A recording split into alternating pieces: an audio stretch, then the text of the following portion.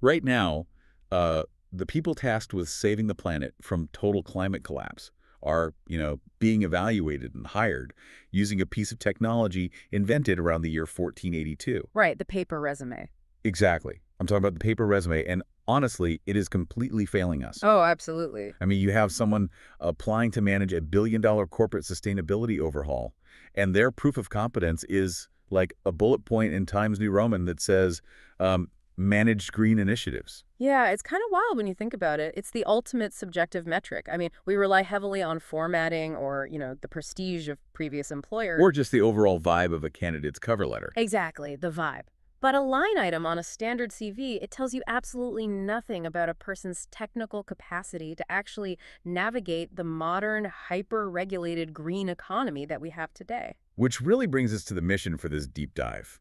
Because today, we are looking at two highly detailed blockchain-verified CPD reports. Continuing professional development. Right, CPD reports. And these were issued by the Think Plus Learning Bank in Malaysia. Yeah, these are fascinating sources. They really are. Huh? These belong to two real sustainability professionals, Yeah. Billy Tong Chi Seng and Jessica Jagannathan. And by decoding how their specific skills are mathematically mapped out, we're basically going to see exactly how the professional landscape is shifting. Moving away from, vague self-promotion. Yes, moving from vague self-promotion to actual cryptographic proof of competence. It's a massive paradigm shift. I mean, what we're looking at with these sources isn't a traditional chronological work history. It's an algorithmic assessment. Right. And it's designed to solve a really critical trust deficit in the market right now because, with corporations absolutely desperate to avoid accusations of greenwashing. Nobody wants that PR nightmare. Exactly. They just can no longer afford to hire based on subjective claims. They need hard, auditable proof. So before we even get into Billy and Jessica's specific profiles, I want to look at the anatomy of these documents because calling them reports almost feels like an understatement. It does. They are essentially digital passports. Yeah. My first thought when examining the file architecture was just how different this is from a standard PDF certificate.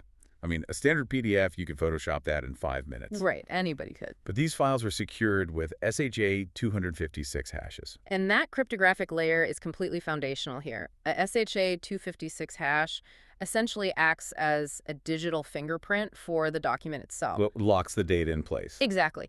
If someone tries to alter even a single pixel, say, changing a 40-hour completion mark to an 80-hour work, the underlying mathematical hash completely breaks. It just shatters. Yeah, it instantly flags the document as tampered with. And it pairs with a QR code, too, which pings an instant verification endpoint. Right, which is huge for auditing. Totally. So a hiring manager or an auditor can see in real time if the credential is valid.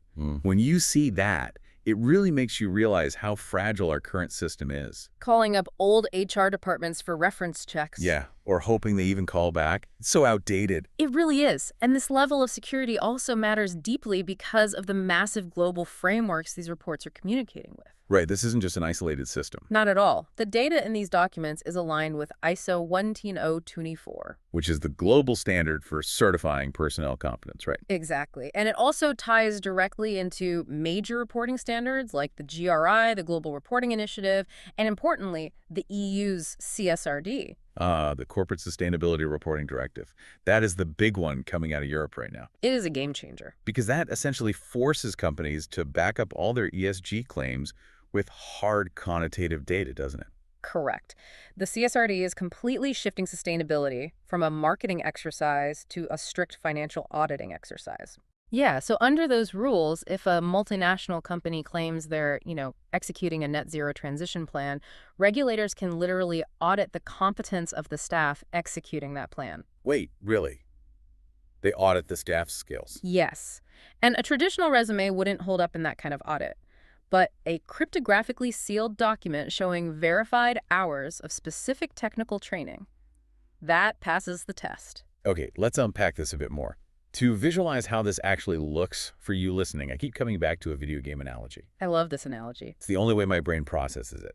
Looking at the data layout of this system feels exactly like looking at an RPG character stat sheet. Totally. So instead of a chronological list of jobs, the professional is graded on this massive radar chart.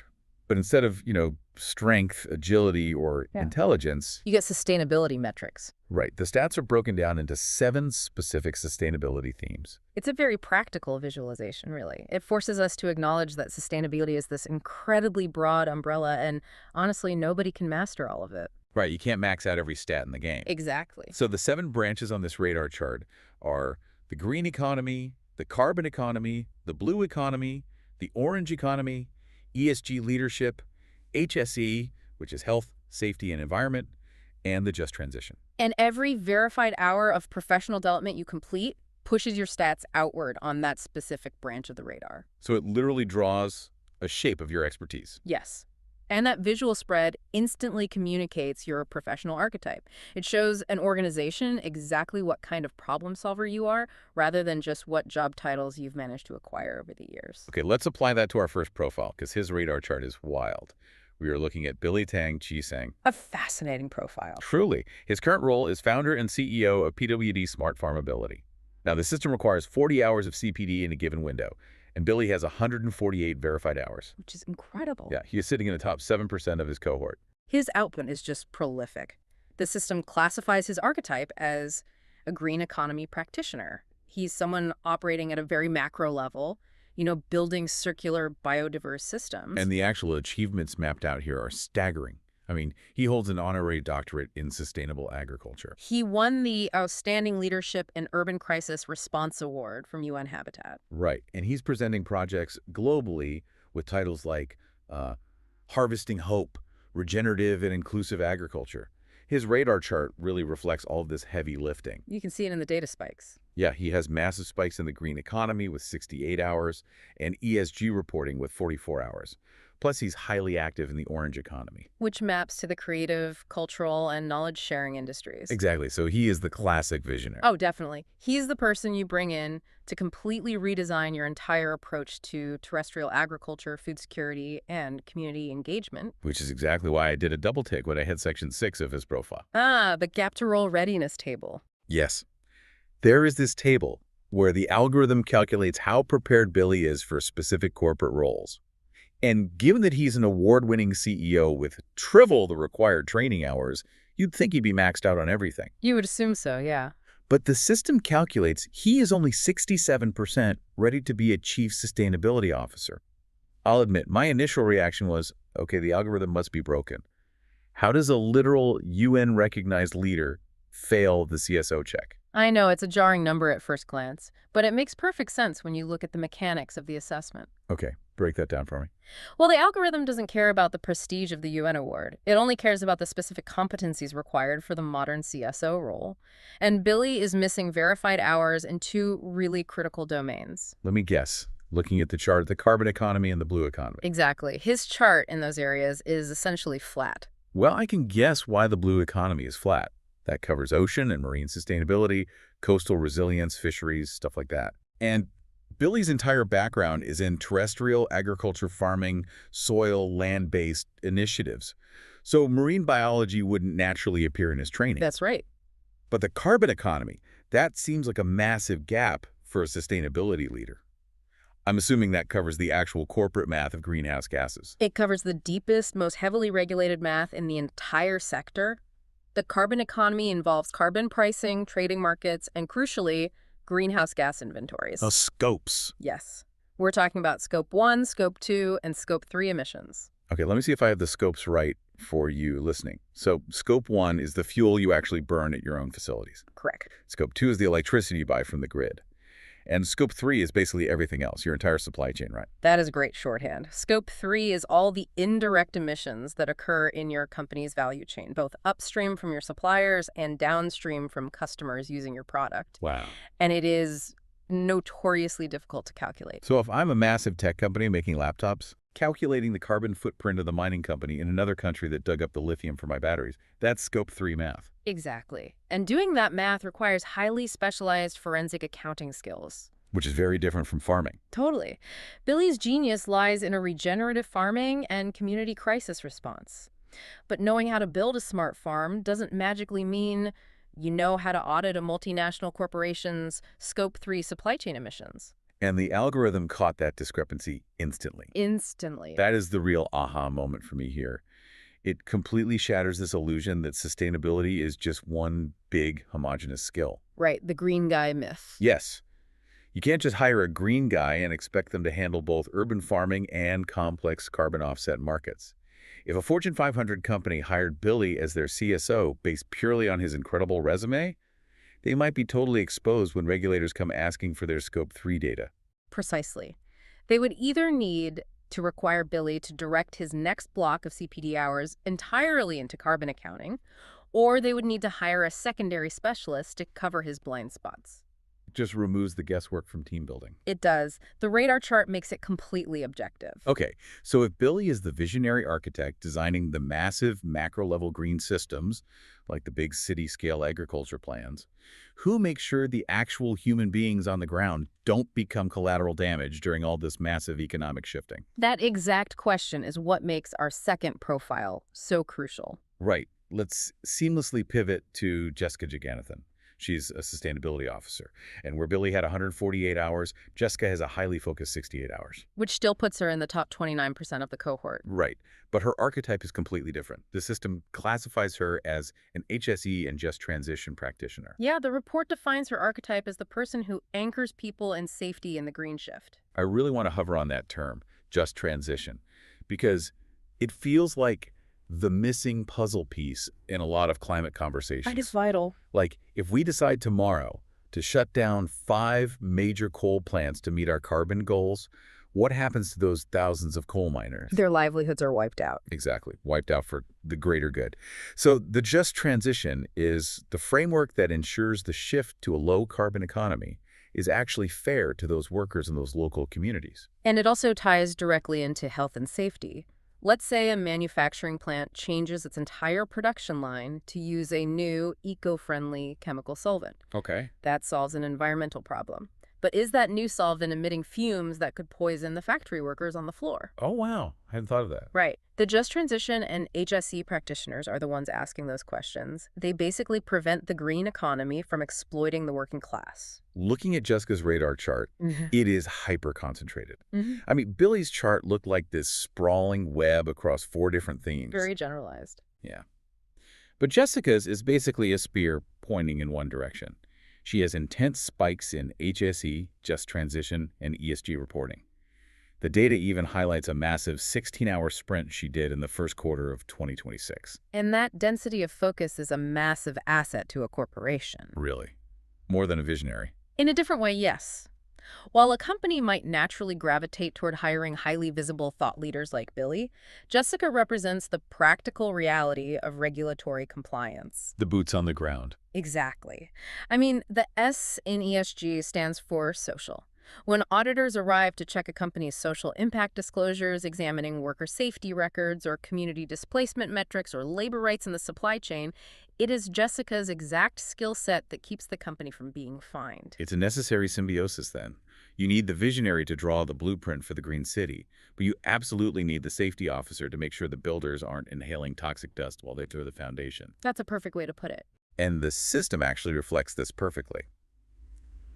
While Billy was only 67% ready for the CSO role, Jessica's focus chart shows she is 100% ready for a target role as an ESG reporting manager or an HSE lead. Because the math doesn't penalize her for not being a visionary. It routes her to where her density of knowledge is most critical.